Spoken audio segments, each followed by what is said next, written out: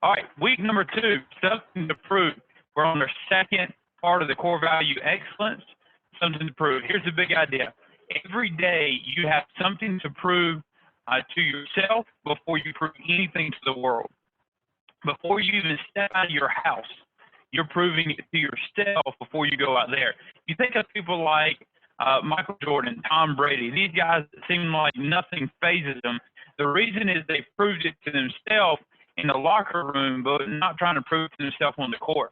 They already knew they were a champion in the locker room, so when they stepped on the court, they just showed what they knew they already were. All right, so here's your 4 core points on something to prove. Number 1, enthusiasm is demanding greatness. Enthusiasm is demanding greatness. Enthusiasm will not let you settle for average, and it won't let you be comfortable. It's constantly pushing you forward, pushing you forward. We oftentimes think of somebody like Ray Lewis, if you remember him when he played, or LeBron James. They take the powder, they throw it everywhere, and it's all this dramatic effect. Enthusiasm, that is just them displaying their style of enthusiasm. Enthusiasm really has more to do with you just displaying greatness in your life and not settling for average. Listen to these words from Brian Tracy out of his book, Psychology of Selling. The primary emotion in sales success is enthusiasm.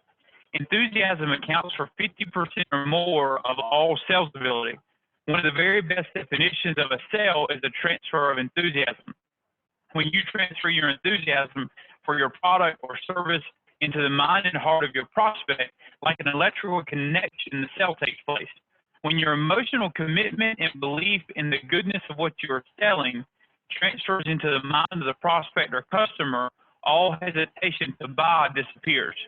Once again, there's a direct link between how much you like yourself, your self-esteem, and your level of enthusiasm. The more you like yourself, the more enthusiastic you are. The more enthusiastic you are about your company, your product, the more enthusiastic the customer will become. Anything you do to raise your self-esteem will increase your ability to sell. What that means is go to the store, go to Best Buy and say, I want to buy a computer, and listen to the guy that says, okay, well, let's go show you a computer over here. Nobody wants to buy from him, as opposed to the guy that says, let me show you the best computer that I've ever used in my life. All that is a transfer of enthusiasm. I'll show you this $2 bracelet thing right here. If you can see it, it means nothing. My dad said, what is that? It's just for my birthday, my 4-year-old came running up to me and said, I got you a present. I got you a present. You're not going to believe what it is. And she handed me this. And it says, a soldier of God. I was laughing. I don't even know where she got this from. The item means nothing, but the enthusiasm sold everything, because she asks me every day if I'm still wearing it. She's so excited about it that it makes me excited about it. So the question you ask yourself when you're selling, when you're recruiting, your enthusiasm, it doesn't mean to jumping up and down and running around. We always think enthusiasm is, I've got to be like Adam Katz or Eric Belair and run back and forth on the stage like I'm going to die. But it means more of my level of excitement that what I'm giving to you has already impacted my life, so I know it's going to impact your life. That's transfer enthusiasm. That's what demands greatness. Number 2, enthusiasm is making the mundane exciting. It's making the mundane exciting. Consistency may produce success, but it is enthusiasm that gets it started each morning. In other words, consistency may be success, but enthusiasm is your coffee. It's the thing that gets things rolling. And so you'll see Paul Menachino has his little dance. You'll see these guys that do different things to get started, get rolling. Athletes do it. They have their pre-game routine. They go through all these things. It's just getting them excited for the battle they're about to face. And so enthusiasm is taking the most mundane, which may be for you making phone calls, it may be making recruit, whatever it is, and bringing enthusiasm into it to bring a level of excitement so that you can keep moving forward. You increase your enthusiasm by your belief in 2 things. Number 1, your purpose, and number 2, your person. Your purpose is knowing what you do, the purpose behind it. Why is this important? And then your person, knowing who you are, you have the ability to affect other people. If you would remember when you made your first sale, whatever it was you were selling, no matter how old you were and how jacked up you were when you made that first sale. There was a level of enthusiasm there because of the way you felt. That's what this is talking about, putting that across. What do you say to yourself to get excited about the mundane? Again, enthusiasm, we oftentimes think of this crazy, bounce off the walls, but I want to remind you of, think of when Tim Goad speaks. Tim Goad isn't super crazy, he isn't super all over the place, but there's enthusiasm in his voice. Paul Roberts, you can feel when they talk to you because of the words they say and the way they say it. That's enthusiasm. Number 3, ambition is the desire for an achievement. It is a state of mind. Achievement is hitting the goal that you're aiming for. In other words, achievement is booking your 50 appointments or your 50 interviews. Ambition is driven by the need for distinction, though. It's a desire to perform in such a way that separates you from the crowd. So we think of people that sell a lot of insurance. And there's some people that sell a lot of insurance, and then there's other people that they just seem to sell so much, it provides distinction. It separates them from the group, not in a bad way, but makes them an example to the people around them. So what is it going to matter if you do your job and you do it well? You're either going to be a distinction to the group, or you're going to be a hindrance to the group. You're only one of the two. You're either performing in such a way that people look at you and they say, I want to be like that guy, or you're performing in such a way that people look at you and say, I don't want to be that guy. You're either one of the two. One of the hardest things about raising children that I've found is they copy everything you do, mostly the bad things you do, which can be really annoying. The same thing is true in the business, though. A lot of times we're so frustrated with the people that we're working with, and the truth is they're just simply doing what we already are doing, and it aggravates us, and we don't pay attention to the fact that we're actually the problem. So number 3 was ambition is desire for achievement. It's a state of mind. It's what you believe, the way you act. Then number 4, a winning spirit is about attitude and execution. Winning spirit is about attitude and execution. I don't know if you've been watching this Jordan documentary that's been going on. I've been loving it. I really love watching it and understanding his mindset, the way he thinks. And he definitely had a winning spirit, which was his attitude and execution. A winning spirit means not only do you have to be your best, but you have to perform in such a way that it makes those around you to be their best as well. And so you ask yourself this question, is your enthusiasm at such a level that it makes the people around you perform at a higher level? He's talking about how, one of the episodes, how his impact on Pippen, how he would put so much pressure on him to be the greatest that he could be. And his enthusiasm came across to make Scottie Pippen a better player. So look at your organization. Is your enthusiasm about your business so strong that it's making an impact on the people that you're bringing on and the people around you? So winning spirit, attitude, and execution. Attitude is a mindset. It is the way you do what you do. It's what you think. It's the way that you think about things. Some people in the business, they look at things as always negative. Some people look at always positive. Which one are you? Are you looking and expecting to win? Or are you going into the week expecting to lose? You get to choose. But execution is measured by what you do when the pressure is on. I'm always amazed at these guys, these athletes that, there's no time left on the clock.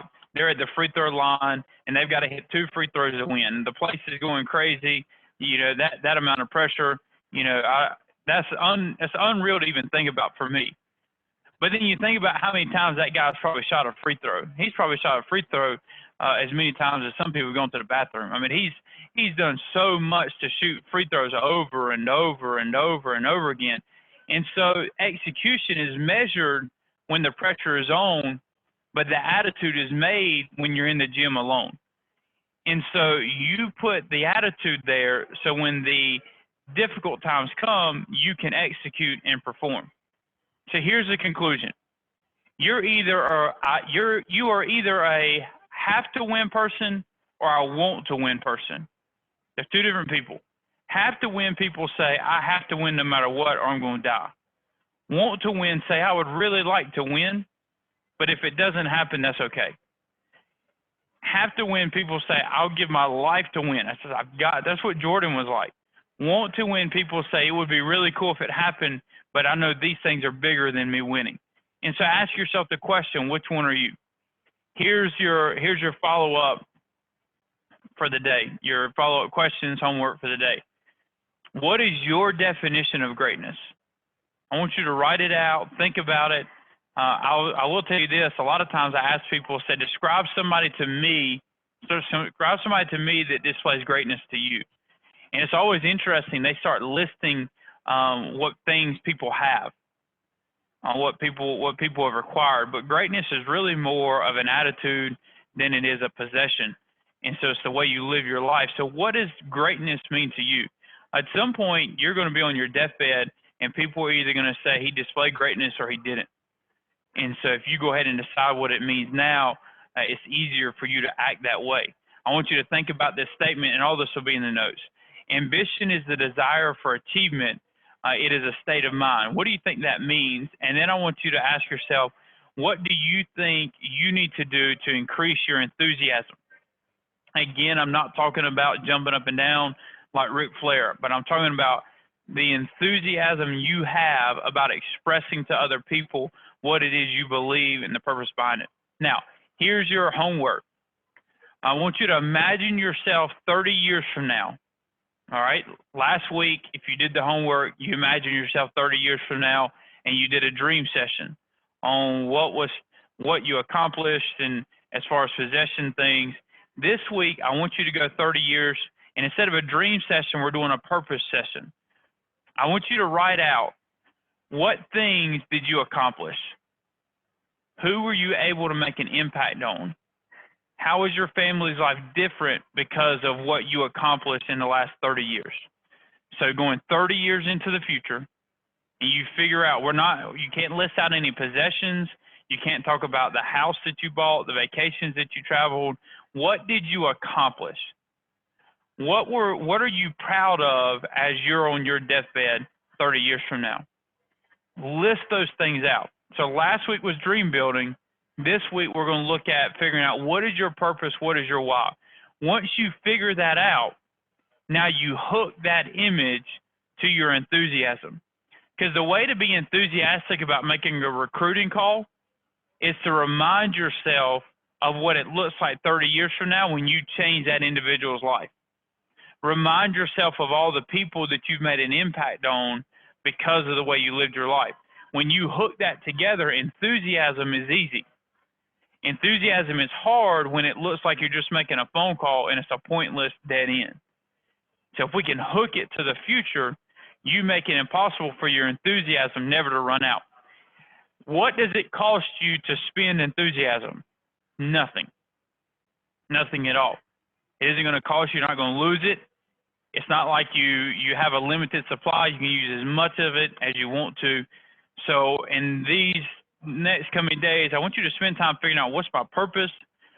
How does it relate to me displaying greatness as far as my attitude and my actions of daily living, and put all that together. We're going to send you a link with all these notes. That way you have them. And then we'll send you a link with the call as well. And then we're also going to send you a link. We would like for you to start filling out a form for us each week with your activity numbers. We just want to see how you're doing. We want to give you another place of accountability, not so that we come alongside of you and say, hey, why aren't you doing what you're supposed to be doing, but just have somebody. Andy always said that if a guy's trying to walk down a railroad tracks, it's hard for him to walk by himself, but if somebody will walk beside him and they can lock arms, they can walk for miles. And we want to come beside you and help lock arms with you. And so just be there to say, all right, how are you doing on your goals? How are you doing towards reaching those goals? So we'll send you out the activity numbers and try that, see how we can do to help you. All right, thank you for being on. Our 15 minutes are up. We'll see you next week.